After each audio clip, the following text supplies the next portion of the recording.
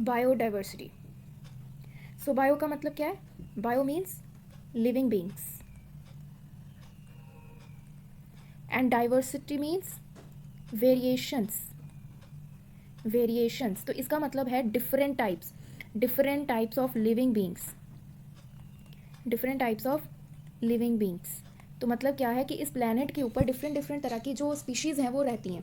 ठीक है, बहुत तरह के, अपने आसपास में देख लीजिए कितने तरह के प्लांट्स हैं, कितने तरह के एनिमल्स हैं, बर्ड्स हैं, इवन माइक्रोस्कोपिक ऑर्गेनिजम्स भी हैं जो नेकेड आई से विजिबल नहीं है। तो ये क्या है? बायोडाइवर्सिटी है कि कितने तरह के जो ऑर्गेनिजम्स हैं, जो स्पीशीज़ हैं वो इस धरती पर रहती हैं। अब कितनी रहती हैं? देखिए, आज की डेट तक जो स्पीशीज़ डिस्कवर्ड हुई हैं, उनका नंबर देख लेते हैं। वो है 1.7 से 1.8 मिलियन। इतनी स्पीशीज़ जो हैं वो आज की डेट तक डिस्कवर्ड हो गई हैं और भी आगे डिस्कवर्ड होंगी। ठीक है, मतलब इतना यही नहीं है कि सिर्फ इतनी स्पीशीज़ प्रेजेंट है, और भी स्पीशीज़ प्रेजेंट होंगी, लेकिन आज की डेट तक सिर्फ इतनी स्पीशीज़ जो हैं वो डिस्कवर्ड हुई हैं। अब नेक्स्ट जो है कुछ टर्म्स की बात कर लेते हैं, जैसे कि टेक्सॉन। देखिए, टेक्सॉन क्या है? टेक्सॉन एक ऐसा ग्रुप है, किनका ऐसा ग्रुप है? स्पीशीज़ का या ऑर्गेनिजम्स का जो सेम करेक्टर्स शो करते होंगे या सिमिलर जो करेक्टर्स हैं वो शो करते होंगे, उसको देखो एक ग्रुप में रखेंगे। इसका क्या मतलब है कि जो भी ऑर्गेनिज्म या जो भी स्पीशीज़ एक जैसे करेक्टर्स शो करती होंगी उनको हम एक ग्रुप में रख देंगे, और उसी ग्रुप को हमने टेक्सॉन बोल दिया। ठीक है, कि a group of organism that having the same character, तो उनको हमने एक ग्रुप में रखें, उसको मतलब एक ग्रुप में रख दिया जाएगा और उसी ग्रुप को टेक्सॉन बोल दिया जाता है। So that is called tax on, कि मतलब जो भी ऑर्गेनिज्म सेम करेक्टर शो करते हैं उनको एक टेक्सॉन में रख दिया। ठीक है, जैसे फॉर एग्जाम्पल कि अगर जिनके पास मेमोरी ग्लैंड्स हैं उनको हमने मैमल्स बोल दिया, उनको हमने मैमल्स की कैटेगरी में रख दिया, उनको मैमल्स का टेक्सॉन दे दिया। अब जिनके पास जैसे कह लो कि विंग्स हैं, उनको हमने इंसेक्ट्स बोल दिया। इस तरीके से क्या है कि उनको उनके फीचर्स के अकॉर्डिंग, कि जिनके पास सिमिलर फीचर्स हैं उनको एक टेक्सॉन में रख दिया गया। तो ये है tax on. And what is taxonomy? Taxonomy का भी सिंपल सा मतलब ये है कि हम उन ऑर्गेनिजम्स को उनकी पोजीशंस दे रहे हैं, कि कोई भी अगर ऑर्गेनिज्म नया डिस्कवर हो रहा है तो हम उसको अच्छे से स्टडी करेंगे, उसको अच्छे से आइडेंटिफाई करके उसको उसका टेक्सोन दे देंगे। ठीक है, मतलब कि कोई भी अगर ऑर्गेनिज्म हमें कोई भी डिस्कवर हुआ, सबसे पहले हम उसकी करेक्टराइजेशन करेंगे। करेक्टराइजेशन मतलब उसके करेक्टर्स को अच्छे से पढ़ेंगे, फिर उसकी नेक्स्ट आइडेंटिफिकेशन करेंगे, उसको अच्छे से आइडेंटिफाई करेंगे कि वो ऑर्गेनिज्म क्या है एक्चुअल में, और फिर उसको क्लासिफिकेशन उसकी करेंगे। क्लासिफिकेशन का मतलब क्या है कि उसको उसका टेक्सॉन दे दिया जाएगा एंड लास्ट में उसका नोमेनक्लेचर किया जाएगा। नोमेनक्लेचर यानी उसको नेम दिया जाएगा। तो पहले सबसे पहले उसकी करेक्टराइजेशन होगी, उसका करेक्टर स्टडी उसके सारे किए जाएंगे, उसके बाद उसको आइडेंटिफाई किया जाएगा कि उसके करेक्टर्स क्या कौन से ऑर्गेनिज्म या किस टेक्सॉन के साथ मैच करते हैं, फिर फाइनली उसको उस टेक्सॉन में क्लासीफाई कर दिया जाएगा एंड लास्ट में उसकी नेमिंग कर दी जाएगी। तो अब हमें इन्हीं चारों चीज़ों को इन डिटेल स्टडी करना है, इन्हीं चारों चीज़ों को इन डिटेल हमें स्टडी करना है। So let's start. सो सबसे पहले है करेक्टराइजेशन।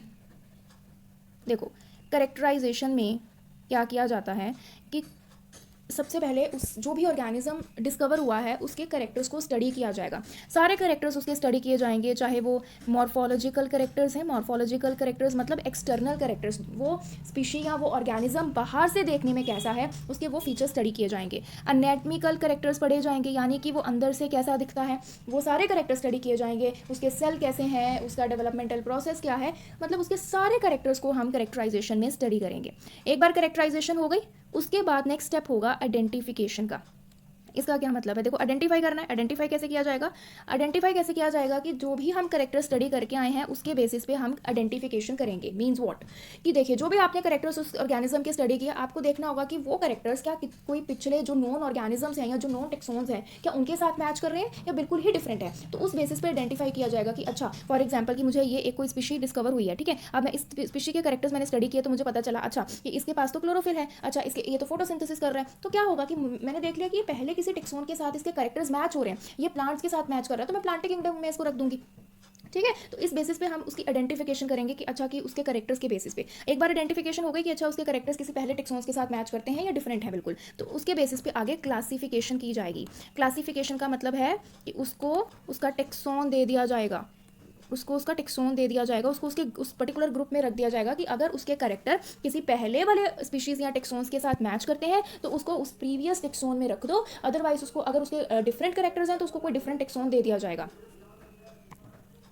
सो उसको नया टेक्सोन दे दिया जाएगा। तो अगर अगर जैसे मैंने यहाँ पे एग्जांपल लिया कि अच्छा मुझे ये वाली स्पीशी एक डिस्कवर हुई है, तो इसके पास क्लोरोफिल था, इसने फोटोसिंथेसिस भी की, तो मुझे पता है कि इसके प्लांट्स के साथ इसके कैरेक्टर्स मैच कर रहे हैं, तो इसको प्लांट्स वाला जो टेक्सोन है वो उसको प्रोवाइड कर दिया जाएगा। तो ये क्लासिफिकेशन हो गई।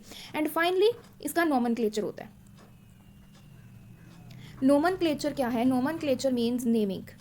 नेम करना है जो भी। अब देखो ना, इसकी हमने अच्छे से ये स्पीशीज डिस्कवर्ड हुई थी, तो इस स्पीशी को हमने इसके अच्छे से कैरेक्टर्स पढ़ लिए, इसके कैरेक्टर्स को देखा, उसके बेसिस पे इसकी आइडेंटिफिकेशन कर ली कि अच्छा कि ये किसी पहले वाले ही टेक्सोन के साथ मैच कर रहा था, और फिर उसको उसका टेक्सोन दे दिया, क्लासीफाई कर दिया। उसके बाद क्या कर दिया हम, अब उसको नाम भी तो देना पड़ेगा ना, ऐसे कोई नामकरण तो करना पड़ेगा।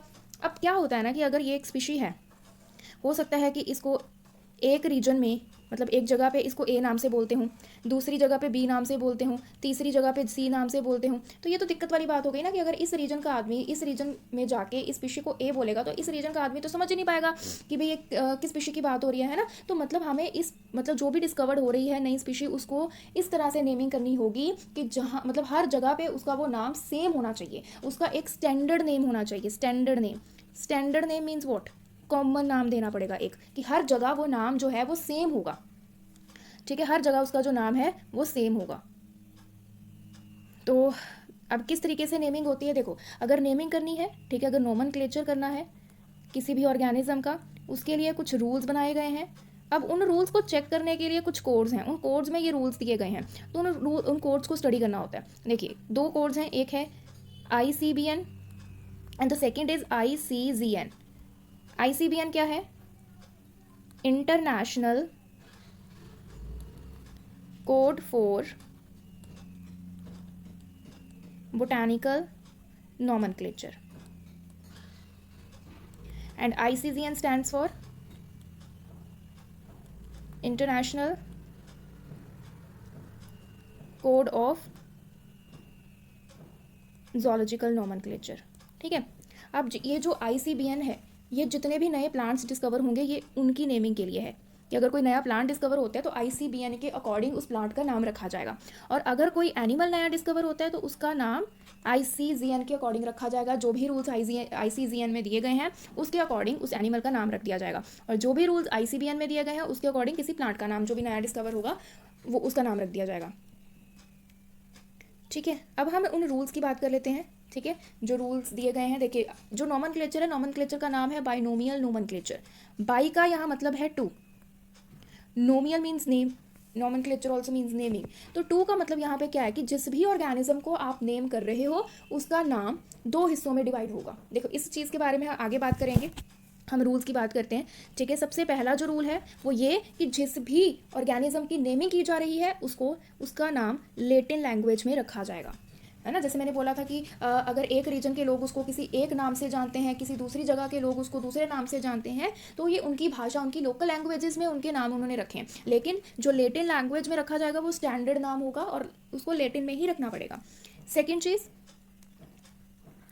चीज़ कि अगर आप उस नाम को प्रिंटिंग करवा मतलब उसकी प्रिंटिंग करवा रहे हो तो वो इटैलिक्स में होगी। ठीक है, और अगर हैंड रिटन है तो उसको अंडरलाइन करना पड़ेगा। देखिए, अगर प्रिंटिंग है तो प्रिंटिंग इटैलिक्स में होगी, और अगर आप उसको हैंड रिटन रख रहे हो तो फिर वो अंडरलाइन करना पड़ेगा। ठीक है, अब तीसरी चीज़, जैसे मैंने बोला बाइनोमियल नोमेनक्लेचर की बात हो रही है। बाइनोमियल नोमेनक्लेचर मतलब उसका जो नाम होगा, किसी भी स्पीशी का जो नाम रखा जा रहा है उसके दो हिस्से होंगे, एक हिस्से को बोला जाएगा जीनस और दूसरे हिस्से को बोला जाएगा स्पीशीज़। ठीक है, पहले वाला देखो एग्जाम्पल के थ्रू समझाती हूँ। जैसे मैंगो के साइंटिफिक नेम को कहते हैं मैंजीफेरा इंडिका,